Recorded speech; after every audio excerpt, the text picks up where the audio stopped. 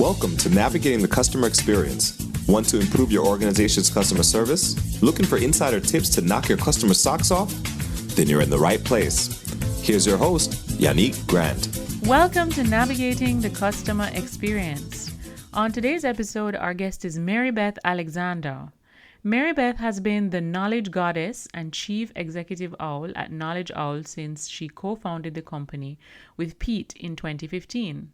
As KnowledgeOwl CEO, she's responsible for embodying KnowledgeOwl's mission and values, which include using business as a force for good, cultivating a people-first company, giving excellent service to everyone, and creating awesome knowledge-based software.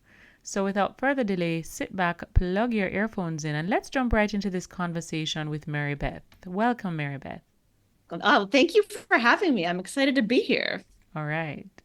Now, we always like to give our guests an opportunity to share in their own words a little bit about their journey. So if you could share with our listeners just a little bit about how you got from where you were to where you are today. Oh, I'll try to do the short version of this. So I just love helping people. All of my jobs and my favorite jobs have always revolved around people. I loved being a camp counselor. I was a teacher. I also really loved working in hospitality. I loved working at restaurants and bartending and serving folks. And then I transitioned into software support, and I loved helping people there too.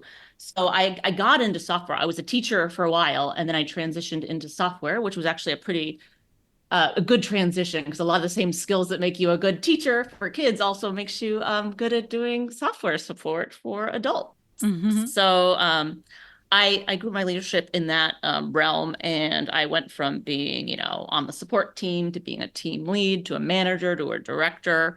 And then I got this little opportunity to head up a product, which was a knowledge-based product. It was called Help Gizmo at the time.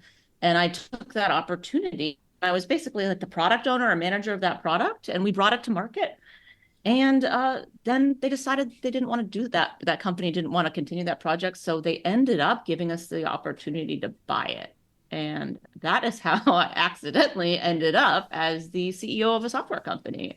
I like to call myself an accidental entrepreneur because I didn't start out that way, but as luck would have it, I got the opportunity, and now it's been almost 10 years. So wow. Here I am. Okay. Awesome. Yeah. Now, Marybeth, could you share with our audience what exactly is KnowledgeOwl and what do you do on a daily basis? So KnowledgeOwl, we call it knowledge-based software, but essentially what knowledge-based software is, it's a specific type of software that allows you to create a website to share information with whoever your audience is. That is oftentimes your customers. So a lot of people use us for their help center and documentation for their software products. But they also sometimes use it for their, products for their customers. Like we have airlines who use us for their help and FAQs for their customers on their website. We have customer service teams that use us as a knowledge base for their call center agents. We have lots of companies that use us as their internal knowledge base for all of their playbooks and policies and procedures. So pretty much what we do every day is help people with these knowledge-based websites that help them help their customers, whoever they might be. Mm-hmm. I think knowledge base is an extremely good thing for customers, because I do find if a customer has an issue, they tend to do their own troubleshooting first before they actually pick up the phone and call a company. Or even reach out to a representative at a company. So if you have a strong knowledge base, you're actually empowering the customer to fix the problem themselves. Totally. Yes. Most people do not want to contact your support team. I mean, there are a small percentage of people that do, but most people want to be able to self-serve. And when we're talking about giving your customers a great experience and giving them great customer service, a big part of that is allowing them to get help the way they want to get help. And most people would prefer to do it themselves. Mm-hmm. So walk me through, let's choose an industry. Let's say, for example, an automotive industry. You sell motor vehicles, for example, and you are trying to create a knowledge base for your team members. So this would be internal with, let's say, product knowledge or just general information that customers may call and ask about frequently. Is it that they have to document the information and then give it to you and you feed it into the knowledge-based software? Or is that something that you provide for them as well, the research and the documentation that is fed into the knowledge-based software? So we basically provide the software tool for them. So our customers, like let's say this, automotive, this like car service company or automotive company, they would purchase KnowledgeOwl, and then somebody on their team would be the one that would put all the content in. So oftentimes this could be a manager of a team. Sometimes you have somebody whose job it is to do like documentation or training. But oftentimes it is like the support team itself, like the people doing the work, they will go in there and document the answers to questions. Because like on many support teams, what team leads end up doing, or like the advanced folks on the team that have been there for a while, is they end up being the go-to person and having to answer the same questions over and over again for the other teammates. So rather than just answering those same questions over and over again, those people will go to the knowledge-based software, create a document that says, here's information about, this automotive vehicle. Here's information like a frequent process that we use, and here's how to do this for the customer. And they'll write it down so that way their teammates can then reference that or look for it in the knowledge base and get the answer without having to ask them. So it speeds up the process and the procedure, not just internally, but also it helps the customers get answers faster because the teammates can find the information they need to help the customers faster. All right. And your knowledge-based software facilitates different formats. So for example, it could be an audio file, it could be a video file, it could be just a document that the customer is reading. Yeah, exactly. So it's basically a website. So I like to tell people pretty much anything you can put in a website, you can put inside KnowledgeOwl. So a lot of times it's going to be text. So a lot of times it's processes, it's procedures, it's information in like video format. You could have audio files in there. You could even like host files. So if you need to have like a PDF document or a form that you need to print and give to a customer, you can store those in the knowledge base as well to make it easy for people to find, print, download it, and use that information.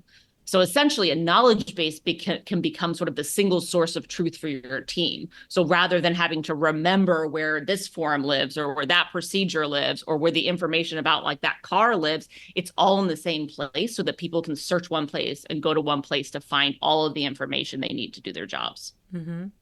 And if the organization already has their own website, Marybeth, is it that knowledge base has some form of feature that integrates into what they have already? So, you live on their server that exists, or do they have to host their website now through your website? It's not their whole website. So a knowledge base is typically a separate website. So you might have your website, which is like www.myamazingcompany.com. Mm-hmm. And then you might have, your knowledge base for your customers. And that might be on help.myamazingcompany.com or support.myamazingcompany.com. So it's actually a separate website that people can go to that is either public or it could be behind a login, because sometimes you only want your logged in customers to access it. Or especially if it's an internal knowledge base, you probably only want your employees accessing all of your internal company information. So it's oftentimes a separate website, but there are ways you can integrate the knowledge base into your main website if you want to. We have an embeddable help widget. Some people go a little bit more advanced with that, but generally it's a separate standalone website that complements the information on your regular website. Perfect. All right. Now, since you've been in this operation for about 10 years, you mentioned earlier, what are some of the successes that you would have, you've experienced as a CEO of an organization of this nature? And if you were to predict, where you see customer experience going in another 3 to 5 years based on where the technology is currently, what are some of your predictions where that's concerned?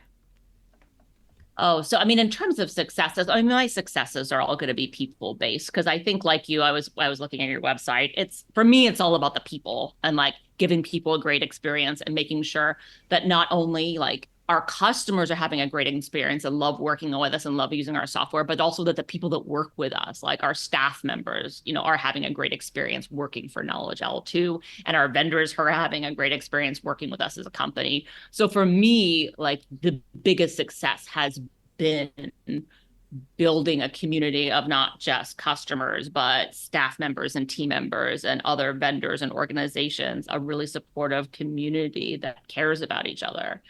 But in terms of looking forward in the industry, it's a very interesting time, especially with the word that, is on everybody's mind right now is AI. So, everyone is talking about chatbots, right? So everybody wants to talk about how, they can make a chat GPT for their company and their customers, and they can, automate more of your customer service and the customer experience. But I mean, for us, and who knows what it's going to look like in 3 to 5 years, because the landscape is changing so fast. But what I do strongly feel like is having your company knowledge documented, like having your product, your services, everything in a knowledge base is now more important than ever. Because especially with AI, the only way that AI learns is by getting trained. And one of the best ways to train your AI is to have all of your policies, your procedures, your documentation about your company, your product, and your services, and your processes written down so that the AI can learn. So I think what we're going to see over the next 3 to 5 years is even more formal focus on creating and maintaining great documentation, which for many companies, that's always been really important. So like most business books you're going to read, at the end of the day, the magic secret to like growing your business is to document everything, right? And to document all your policies and procedures and processes so that you can scale your company and other people can do what you do. And that's, always sort of been the, not very sexy, but honest truth about, what great companies look like is they have their policies and procedures and everything well documented. But I think what we're going to start to see is that not only are people going to be creating like great documentation for customers and creating great documentation for their teams internally, but they're going to be creating documentation for AI tools as well. Mm-hmm. I think that's a very good point that you just brought across, the fact that the knowledge base can train the AI. Because a lot of times I find that even with chatbots that are attached to organizations, you may start the conversation to resolve an issue, but the bot can answer maybe just the very basic question. And so a lot of times when I talk to people, they mention that they don't even entertain the bot because they know that they're not going to get the answer they're looking for. So they automatically tell the bot they'd like to speak with a live representative or an agent for the conversation to end with the bot and actually be talking to a live human being, in the chat. But maybe that could mitigate the intervention of live agents or reservation or, representatives if it is that the bot is, as you mentioned, trained fully by the policies that have been documented, and simple questions that maybe it's embedded in your website, or maybe the customer is not able to quickly identify it. The bot can say, okay, this is a policy, or this is the rate for this, or whatever the information is as it relates to the organization, again minimizing the customer having to reach out to someone and speak to them in person or live. Yeah, and I think what's going to be the sort of all of this is we're going to get to a point probably here in the next 3 to 5 to 10 years where you might have trouble telling whether you're talking to a real human or a bot. So think about like the chats on websites. So like a lot of bots, you can tell they're a bot because they tell you that they're a bot, and it's very simplistic. But the more conversational bots, like if you've had a chat with ChatGPT, like it's conversational. It can go back and forth with you. You can have an ongoing conversation that builds upon what you were previously talking about. So I think there is going to be a lot, and it's already starting. There are a lot of AI customer enablement tools, customer service enablement tools that, we've been testing and we've seen other companies using that learn from your knowledge base and your past, emails and conversations, what your tone is, how you usually respond, what the correct answer is most likely to be. And there are these tools out there that right now, if they're confident, they can actually reply as an agent would, right? Versus like having the agent actually do it. And there's a lot of companies that are very nervous about that with good measure, because we don't want people giving out bad information. But the agents are suddenly they're just double checking before the bot sends their answer, but the bot's actually writing everything and creating the response and then having that engaging. So I think we might get to a point where sometimes it might be hard to tell whether it's a real person or not. That is brilliant. All right. Thank you so much for sharing, Marybeth. Now, Marybeth, can you share with our listeners what's the one online resource, tool, website, or application that you absolutely can't live without in your business? Is it cheating to say KnowledgeOwl? But I know, but like KnowledgeOwl is interesting because that is where we document not just everything about our products. So we have our customer facing knowledge base, which, we use to understand how our product works, and our customers do as well. But we have all of our internal company documentation in KnowledgeOwl as well. But like as a team, we're a remote team. So like we're 100% remote, we're distributed everywhere. So our team relies a lot on Slack to connect with each other and have like an online space where we all can all exist and not just talk about work, but talk about life and interact with everybody. And I don't think it's that necessarily that Slack is that important, because if Slack wasn't there, we'd probably be using Microsoft Teams or some other tool to do that collaboration. Having collaborative like a space for your team to collaborate together and help each other out and just sort of be together and care for each other as humans is really, really important, especially as we move into an age where there's like less, in-person interactions, and support teams and customer services teams are often going to be distributed. I think having that space is really important. Amazing. All right. Thank you so much for sharing. Can you also share with our listeners maybe one or two books that you've read? It could be a book that you read a very long time ago, or even one that you've read recently that had a great impact on you. And it could be an impact that, affected you personally or professionally. Sure. I'm actually going to give you three. Sure. So, yes, I got three for you. So, number one, it was Zingerman's Guide to Great Customer Service. And I probably first read this about 15 years ago. Someone gave it to me and I said, what does this have to do? I'm running a software company support team. Like, this is, a food service book. And I read it, and it was the first time that I actually saw someone be able to define the steps to actually giving great service and the steps to actually handle a complaint. And it might have seemed really simple at first, but I have been using the same framework for, about 15 years now, and it really works. So it was the first time I was able to take something that was very conceptual, like great service, and actually give someone a process to follow. So that's number one, is Zingerman's Guide to Great Service. A complement to that is Zingerman's Guide to Good Leading. It's a series of books. There's one on building a great business. There's one on being a better leader. There's one on managing ourselves. And another one's about the power of beliefs in business. And these books and series of books have really influenced my whole philosophy about the type of company I want to build, about the types of teams I want to build, and how I want to treat people. So those have been really important to me. And then my third one, which is more for the business owners or the team leaders on here, but it is Buy Back Your Time by Dan Martell. I think it came out last year or the year before, but it has been life-changing for me in sort of organizing my life and figuring out how to grow myself as a leader. All right, perfect. So we'll definitely have the links to all of those awesome resources that you've shared with us, Marybeth, so our listeners can tap into those. Now, Marybeth, can you also share with us what's the one thing that's going on in your life right now that you're really excited about? Either something you're working on to develop yourself or your people. Yeah. So I thought about this one a little bit, and this might sound a little bit wild. So like, I am like a customer service person at heart. Like, support is my jam. I love customer service. But what I'm really excited about right now is sales and marketing. And the reason I'm very excited about sales and marketing is because I've done a complete 180. When I first started KnowledgeOwl, I thought sales and marketing were bad words. I thought they were icky. We did not have anybody doing sales and marketing, a dedicated team. And we grew our company to this point without really focusing on sales and marketing because we thought it was something sort of gross. Like, I'm a support person. I like helping people. And I sort of see sales and marketing, or I think about sales and marketing as sort of this other thing that businesses had to do, but it was sort of gross. And what I've realized recently is that sales and marketing can be done good or it can be done poorly.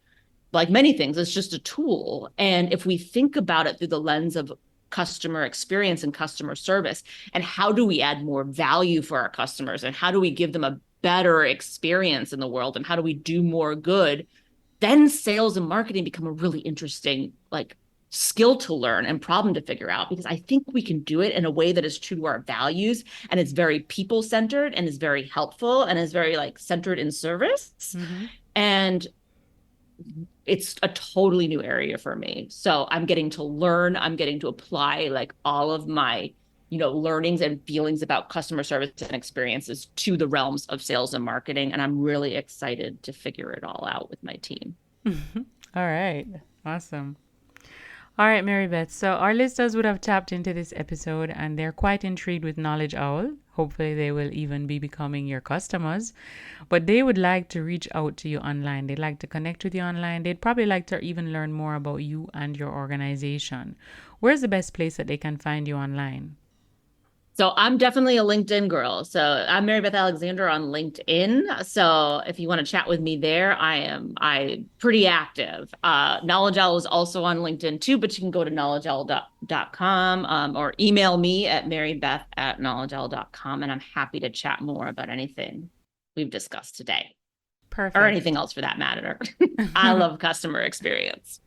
Lovely. All right. Now, before we wrap our episodes up, we always like to give our guests an opportunity to share with us a quote. So, do you have a quote that during times of adversity or challenge, you'll tend to revert to this quote? If for any reason you get derailed or you get off track, the quote kind of helps to get you back on track. Do you have one of those? I have many of those. I love a good mantra. And I think my favorite one that I keep returning to, and I write it down a lot, is enjoy yourself. And to me, it's a quote from a song that I really like. But in times of adversity, when things seem to me not going well, when I feel like I am unmoored or a little bit lost, remembering that life is short and that it's shorter than we think, and to remember to enjoy ourselves. And it brings me back to my why. It brings me back to my purpose. And it really helps me to refocus things. So I think, positive, like it brings me back to that positive frame of mind. So enjoy yourself. All right. Perfect. So, Marybeth, just want to extend our gratitude to you for taking time out of your very busy schedule and jumping on our podcast with us today. Conversation was amazing, just learning about KnowledgeOwl and just learning about the impact of a knowledge base and the future of customer experience as it relates to integrating the knowledge base into our different platforms and allowing the customer to be able to self-serve and resolve their issues that much quicker and get information at the tip of their fingers. So I think it was really insightful. I hope that my listeners gained as much insight from it as I did. I thought it was wonderful. And I just want to thank you so much for sharing with us today. Of course, have a good one and stay in touch. I will. Just want to remind our listeners that you can follow us on Twitter at NavigatingCX, or feel free to join our private Facebook group, Navigating the Customer Experience Community. Until next time, I'm your host, Yannick Grant. We also have a new book available on Amazon, The ABCs of a Fantastic Customer Experience. It's available in ebook and paperback. So if you want to increase revenue in your organization, build a stronger service culture, and create employees or develop employees who are really mastering service delivery in your business, you need to grab a copy of this book. Until next time, I'm your host, Yannick Grant.